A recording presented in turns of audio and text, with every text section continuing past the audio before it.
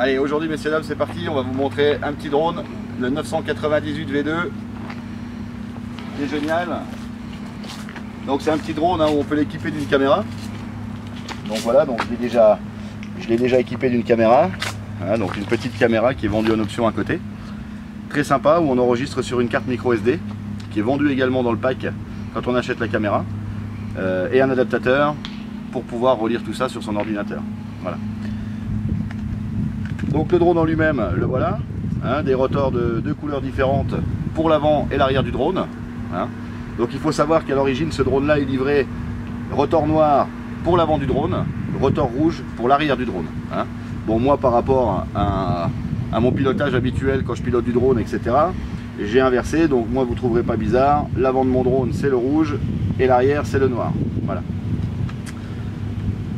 Donc ce que la marque a fait aussi également et qui est génial, c'est de mettre un petit accu en 600 mAh, donc avec un temps de vol qui est largement qui atteint largement les 10 minutes, voire un petit peu plus, ça dépend si on filme ou si on ne filme pas, étant donné que la caméra, quand on en a une, elle est alimentée directement par cet accu là, l'accu qui alimente le drone. On va mettre l'accu. Donc le quadricoptère, bon, bah, c'est très bien aussi pour les personnes qui débutent. Étant donné qu'on a des rotors de deux couleurs différentes, ça va nous permettre de lever donc son drone. On pousse le manche, marche avant, le drone part. On tire le manche, le drone revient. En aucun cas, le drone va tourner sur lui-même tout seul, sans que vous le fassiez tourner sur lui-même. Donc c'est beaucoup plus facile. Pour piloter, ça fait faire moins de manipulation au niveau de la télécommande qu'un hélicoptère traditionnel. On n'a pas les mêmes sensations non plus, il faut savoir que le quadricoptère en grand public c'est relativement récent, on a des très bonnes sensations. Après, il y a des personnes qui n'aiment pas le drone, qui sont hélico, il y a des personnes qui ne sont pas hélico et qui aiment les drones. C'est vraiment ça se commande pas, chaque personne est différente. Donc il y en a vraiment pour tous les goûts, quoi. Donc c'est un produit relativement solide. Tout ce qui est rotor et tout ça, c'est vachement souple. Il faut savoir qu'avant de casser un rotor, il faut vraiment avoir de la malchance parce que sinon on les casse jamais. On a une coque ici amovible, pareil, qui est relativement souple, ce qui permet de pouvoir la tordre dans tous les sens. Notre carte électronique, notre antenne 2,4 GHz, donc bien sûr on est en 2.4, on n'est pas en 27, 35, 41, etc. comme c'était le cas souvent avant sur les hélicoptères. Maintenant tout ce qui sort est en 2.4 en règle générale. Donc c'est un peu plus cher, par contre on a quand même une portée plus importante, un temps de réaction sur les manches beaucoup plus important et surtout pas d'interférence. Voilà. Donc une télécommande vachement sympa aussi. En LCD également. Voilà. On a la possibilité d'inverser les manches. Tel que là je le mets en route. On a la gouverne à gauche avec les gaz. D'accord. Et on a la translation à droite, à gauche, avec la marche avant et la marche arrière. Au niveau de ces petits boutons là, on a la possibilité donc d'inverser les deux manches, la gouverne et la translation. Il suffit simplement de pousser ce petit bouton là, et maintenant on a la translation ici, et la gouverne là. Voilà, moi j'en remets comme ça, c'est question d'habitude. On a également deux vitesses, donc dès l'instant qu'on allume sa télécommande, on est en vitesse 1. Donc c'est une vitesse qui est déjà très rapide, il faut le savoir, vous allez le voir tout à l'heure. C'est pas du tout une vitesse lente. Et quand on veut passer en vitesse rapide, on permute ce petit bouton là, et là on est en vitesse rapide.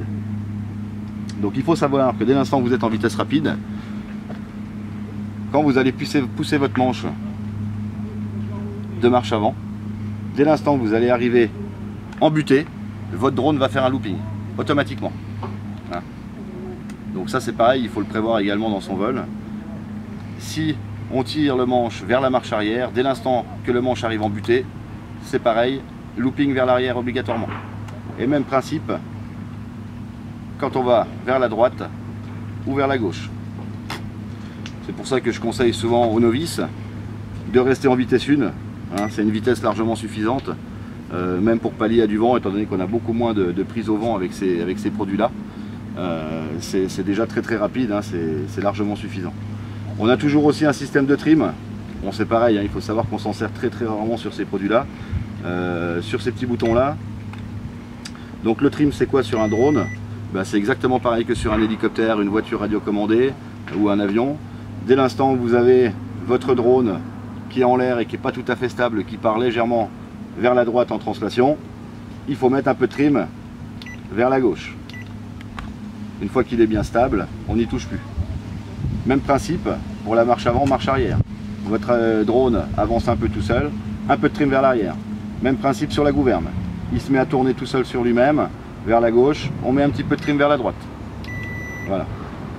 Mais ça c'est très rare, il faut savoir que ces drones là, au niveau du gyroscope électronique que vous avez à l'intérieur du drone, il va se remettre à zéro systématiquement à chaque fois que vous allez déconnecter votre batterie et la reconnecter. Donc si un jour votre drone, que ce soit n'importe quel modèle de drone,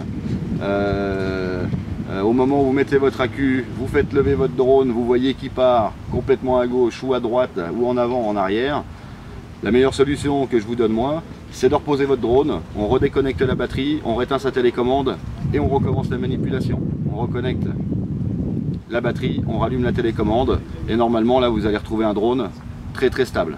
Hein, il faut savoir qu'un drone normalement doit toujours être synchronisé à plat. Au moment où on connecte la batterie, le drone doit être à plat pour que le gyroscope électronique se règle comme il faut. Voilà, donc je vais vous faire un petit vol.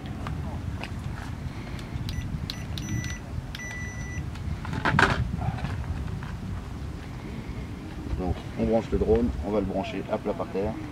On rentre un petit peu ça dedans, c'est plus facile à brancher.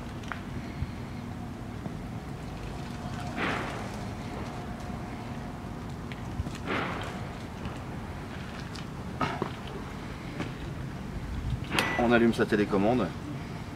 On a également un système de sécurité. On le lève une fois. Et la deuxième fois, le drone a pris la synchronisation entre la télécommande et le drone. Donc même principe, hein. Quand on débute, on se met toujours derrière son drone. On le lève. Voilà. Et on stabilise le drone. Je vais mettre une lunette de soleil.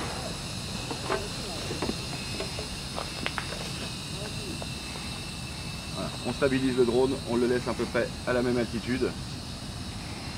Et l'avantage, on pousse le manche, marche avant, on lâche, on retire le manche, marche arrière, et on lâche. On repousse, on retire le manche, on repousse, on retire le manche. Voilà, donc ça pour apprendre c'est très bien de faire ça en fait, ça va vraiment vous permettre d'avoir des très bonnes sensations avec votre télécommande et de bien sentir les gaz, hein, c'est la chose la plus importante, sentir les gaz pour laisser un drone à la même altitude en règle générale, quoi. Voilà. Une fois qu'on a bien cerné ce principe de pousser le manche et de tirer, hein, étant donné qu'on a 4 voies, on a aussi la possibilité de le faire tourner sur lui-même comme ça. Voilà. Comme ça, dans tous les sens. Partir en translation.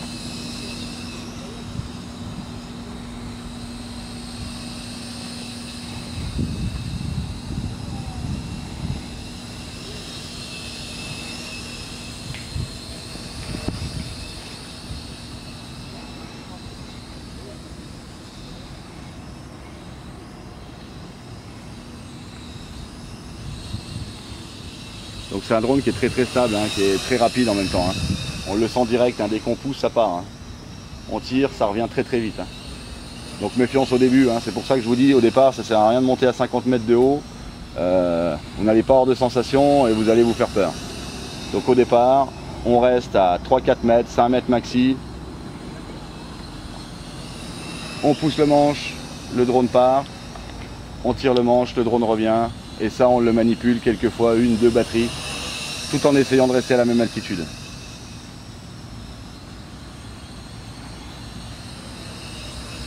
Alors on a une portée quand même à peu près de 150 mètres hein, avec ce drone, donc c'est relativement correct, étant donné que 150 mètres malheureusement vous ne voyez plus l'appareil.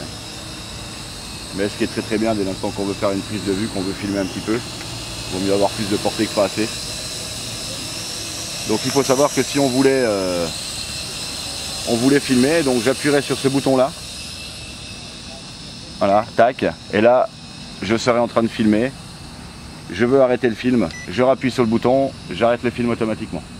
Vous avez un petit sélecteur aussi sur la caméra, parce qu'on peut également prendre des photos, donc il suffit de diriger ce petit sélecteur en mode photo, pour à chaque fois qu'on fait une pression sur ce bouton là, prendre une photo. Voilà.